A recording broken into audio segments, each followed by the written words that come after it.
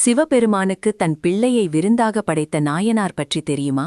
சோழ நாட்டிலுள்ள திருச்செங்காட்டங்குடி என்ற அழகிய ஊரில் பரஞ்சோதியார் என்ற ஒருவர் வாழ்ந்து வந்தார்.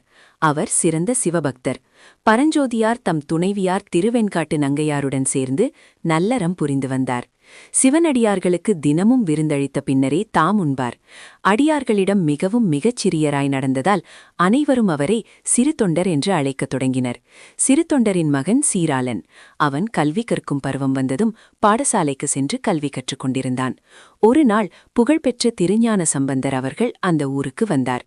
சிறு தொண்டர் அவரை மிகுந்த அன்புடன் வரவேற்று விருந்தளித்தார். அதனால் மகிழ்ந்த சம்பந்தர் அவரை தமது திருப்பதிகத்தில் பாடி சிறப்பித்தார். இவ்வாறு சிறு தொண்டரின் பக்தி உயர்ந்து கொண்டே போனது. அதை உலகிற்கு காட்ட வேண்டுமென்று நினைத்தார் சிவபெருமான். ஒரு நாள் சிவபெருமான் ஒரு பசி கொண்ட சிவனடியார் வேடத்தில் சிறு தொண்டரின் வீட்டை தேடி வந்தார். அப்போது வீட்டில் இருந்தது மனைவி மட்டும். சிறு தொண்டர் எங்கே என்று கேட்டார் அந்த அடியார். அவர் சிவனடியார்களை தேடி வெளியே சென்றுள்ளார் என்றார் அவள். உடனே சிவனடியார், யாம் சிறு தொண்டரை காணவே வந்தேன். தான் கணபதீச்சரத்திலுள்ள ஆத்திமரத்தின் கீழ் இருப்பேன். சிறு தொண்டரை அங்கு வந்து சந்திக்கும்படி சொல்லுங்கள் என கூறிவிட்டு சென்றார். சிறு தொண்டர் வந்ததும் அவர் மனைவி நடந்ததைக் கூறி அவரை அங்கு அனுப்பி வைத்தார்.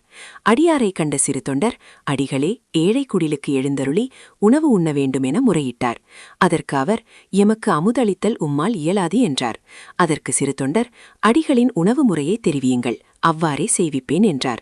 அதை கேட்ட சிவனடியார், நாம் 6 மாதத்துக்கு ஒரு முறை உணவு கொள்ளும் இயல்பானோம். இன்று அந்த நாள். இன்று நாம் ஒரே குடும்பத்தில் பிறந்த 5 வயது கொண்ட குறையில்லாத ஒரு பையனின் மாமிசம். அதுவும் அந்த குடும்பத்தில் ஒரே பையனாக இருக்க வேண்டும். அவனை தாழ் மனதார சம்மதித்து குழந்தையை பிடிக்க வேண்டும். தந்தை மகிழ்ச்சியுடன் அவனை அறுக்க வேண்டும். இவ்வாறு அறிந்து சமையல் செய்தால் நாம் உண்போம் என்றார். ஒரு நொடி கூட தயங்கவில்லை சிறு தொண்டர். இதுவே வேண்டுமா? கண்டிப்பாக செய்வேன் என்றார். வீட்டிற்கு வந்து மனைவியிடம் நடந்தவற்றை கூறி தன் மனைவியிடம் சம்மதம் கேட்டு தம் பிள்ளையை பாடசாலையிலிருந்து அழைத்து வந்தார். அவர்கள் தங்கள் மகன் சீராளனை பள்ளியிலிருந்து அழைத்து வந்தனர். அவனை குளிப்பாட்டி அலங்கரித்து அன்புடன் பார்த்தார்கள். சீராளனும் பெற்றோரின் பக்தியை புரிந்து கொண்டு மகிழ்ச்சியுடன் சம்மதித்தான். இதயத்தை உருக்கும் தருணம். தாய் பிடித்து நிற்க தந்தை தன் மகனை அறுத்தார். அதை சமையல் செய்து அடியாருக்கு விருந்தாக வைத்தனர். அடியார் வந்து அமர்ந்தார். உடனே அடியார், நான் தனியே உணவருந்த மாட்டேன், யாரேனும் சிவனடியார்களுடன் தான் உணவருந்துவேன் என்றார். சிறு தொண்டர் வெளியே ஓடி தேடினார். யாரும் இல்லை. மீண்டும் வந்தார். அடியார் சொன்னார், நீங்களே சிவனடியார், நீங்கள் உட்காருங்கள் என்றார். அவர்கள் உட்கார்ந்தபோது அடியார் மீண்டும் சொன்னார், உன் மகனையும் அழை. சிறு தொண்டர் துக்கத்துடன், அவன் இப்போது வரமாட்டான் என்றார். ஆனால் அடியார் வலியுறுத்தினார். இருவரும் வெளியே சென்று கூப்பிட்டார்கள். சீராளா, மைந்தா வா. சீராளன் உயிருடன் ஓடி வந்தான். இருவரும் மகிழ்ந்து பிள்ளையை அணைத்தனர். உடனே உள்ளே சென்று பார்த்தனர். அங்கு அடியவரும் இல்லை, அவருக்கு படைத்த உணவுகளையும் காணவில்லை.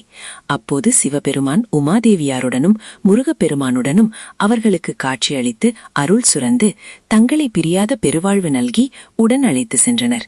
அன்று முதல் இவர் சிறு தொண்டர் நாயனார் என அழைக்கப்பட்டார்.